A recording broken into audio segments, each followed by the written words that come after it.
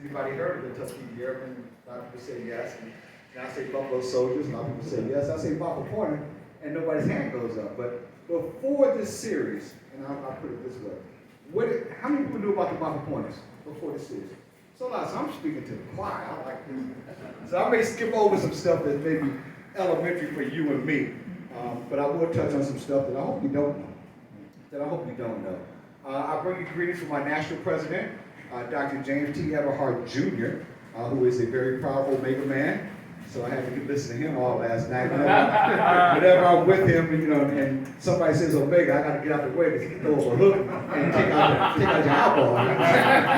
But he's got as much purple in his house as you guys got. His car is purple. He dives deep into it, and there's nothing wrong with that at all. First, thank you for taking your time off this weekend. It's a busy weekend. This is Juneteenth weekend. It's a federal holiday for really the first time this year. Philadelphia made a holiday actually last year. And it's Father's Day. And I know there's many fathers and father figures in here. So to take your time to come here to listen to somebody like me says a lot. And I appreciate it. And Tim, I appreciate the invitation. Yep. As Dr. Turner says, just tell her your last name is Turner. About 10 years ago, when we finally realized the Congressional Gold Medal was going to happen, we started discovering, like Christopher Columbus discovered America, we started discovering a lot of Montford pointers in the greater Philadelphia area. We had only had about 6 living at the time, about 10 years ago, until Vernon Clark, a staff writer for the Philadelphia Inquirer, did a front page above the fold, color photo story on us. Within 2 weeks, we had 33 Montford pointers. So we went from 6 to 33 in 2 weeks. It's amazing. And one of those men was Tim and Dr. Turner's dad, Corporal Turner, Thomas Turner. And he was an integral part of our chapter for the years before he passed. I love seeing him come to meetings because we have our standard uniform, as you see me in, and you see our associate member team mostly in. But Corporal Turner liked to match his tie with his socks. So he had on these red socks. And somebody told me, you gonna tell me he can't wear those red socks? I said, no, I'm not. That's the original Montford Point Marine. He come in polka dot socks. But he wore those red socks, and I laughed every time I saw it because nobody was gonna change his mind.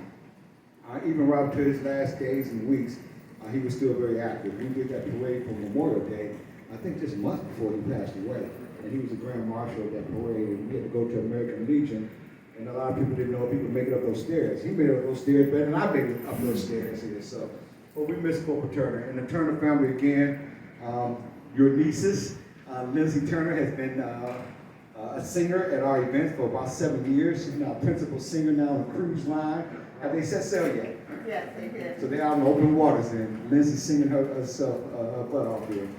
Very talented. Philadelphia has a very special place in the Montford Point Marines history. The National Montford Point Marine Association was started right here in Philadelphia. Anybody remember the Adelphia Hotel? I'm going back a little bit, so it's before my time. But in 1964, late 64, early 65, a lot of these Montford Pointers that had settled in Philadelphia wanted to get the old gang back together, if you will. Back then, you got to put yourself in the time. 1964, there was no internet. A lot of people still didn't have phones in their houses. You want to communicate, you know, a friend's house to make a phone call, and if you want to call long distance, you better bring your wallet. It's going to cost. Most people send telegrams.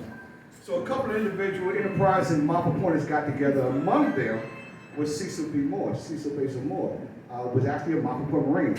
We know him in Philadelphia as being this dynamic civil rights leader and the one that integrated Girard College and really built up the Philadelphia chapter of the NAACP. But before all that, this young boy from West Virginia decided he wanted to join the Marine Corps, but the Marine Corps didn't really want him there.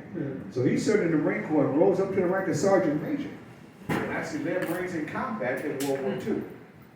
Well, he got together with a couple of his buddies, one of them, a guy named Brooks Gray. Does anybody know who Brooks Gray is? Does that name ring any bell?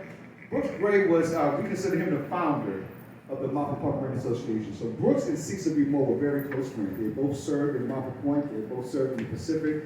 They had that bond that only we understand for those of us who have worn a cloth. And I don't care what branch of service it is. So they had the bond. So Brooks ran the idea by Cecil B. Moore, who had an office on Broad Street, and said, if you want to get the old gang back together, can you kind of use your office as a headquarters? And of course, Cecil B. Moore agreed. So they made phone calls, long distance phone calls. They contacted the African American, or the black press, Pittsburgh Courier, the Chicago Defender, and all the other black press that was out at the time, and they sent out notices. Black Marine Reunion, Philadelphia, September 1965, Adelphia Hotel, be there. And nobody really RSVP'd back then. You showed up or you did. So they're at the Adelphia Hotel, and they're wondering how many people are going to show up. And they said every time the elevator door opened, it was a familiar face. Hey, baby! I haven't seen you since the war. This is 20 years after World War II. So that went on all night long. At the end of the day, 400 African-American men that was in the Marine Corps showed up at the Adelphia Hotel. Once they showed up, they found out these were professional gentlemen. A lot of them went to college, a lot of them had pledged different fraternities. They were professional men. And they said, we got to do something with this. What are we going to do with this? This was a reunion, this was fun, but we need to make it official. Just like your brothers did over 100 years ago, they decided to incorporate and form and request a charter from Congress at the time, the state of Pennsylvania, and decided to form the Montford Point Marine Association.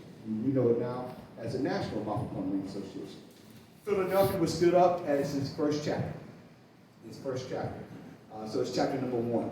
We currently have 45 chapters across the United States and 1 in Japan, and we're working on number 46 in Vegas as I speak right now.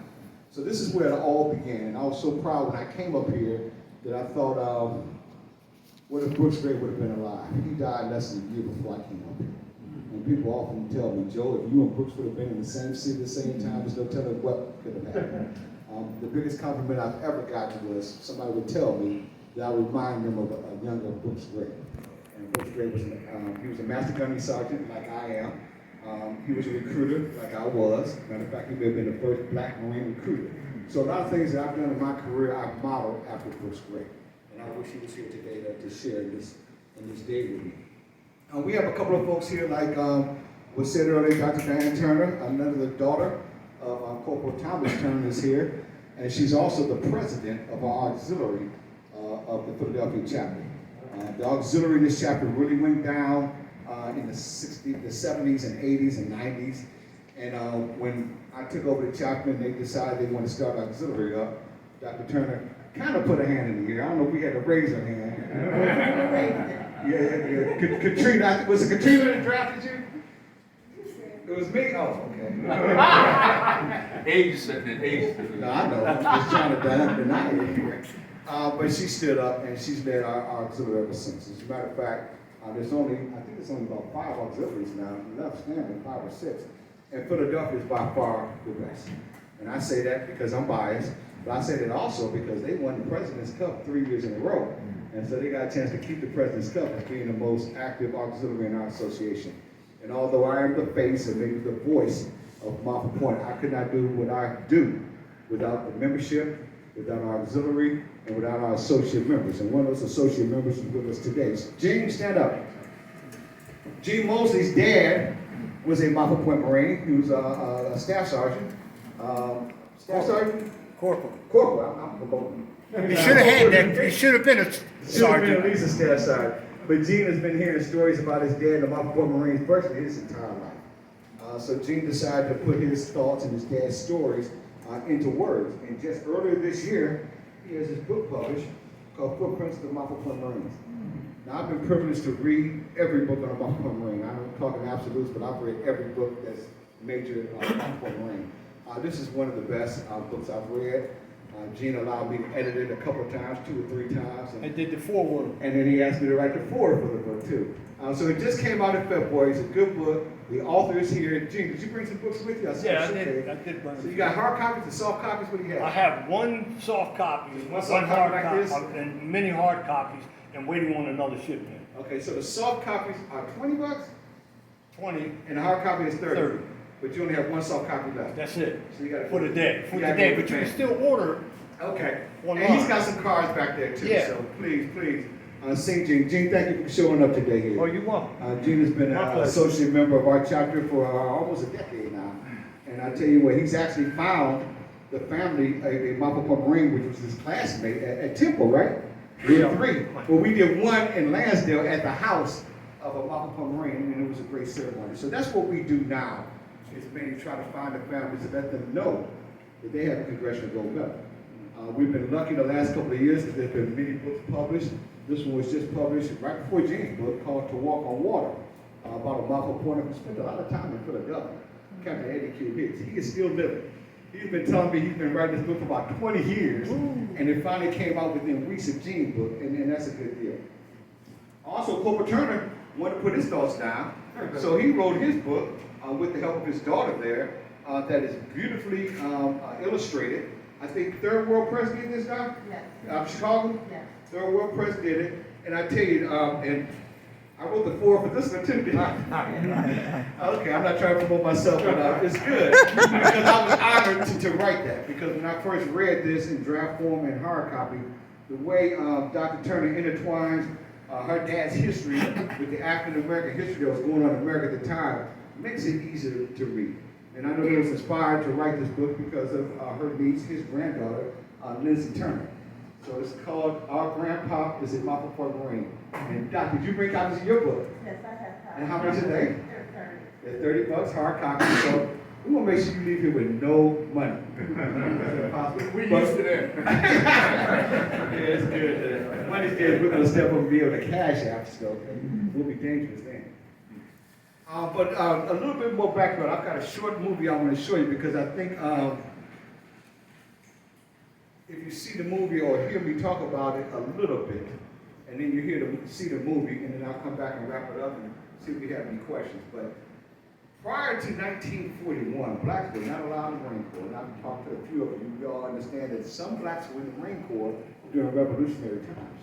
But what we don't know, did they serve on their own accord? They served instead or in the stead of their masters? Were they indentured service? We don't have the answer to this question. But we do know they served. And by all accounts of a few names that we know, they acted very professionally. But after the Marine Corps, the country grew.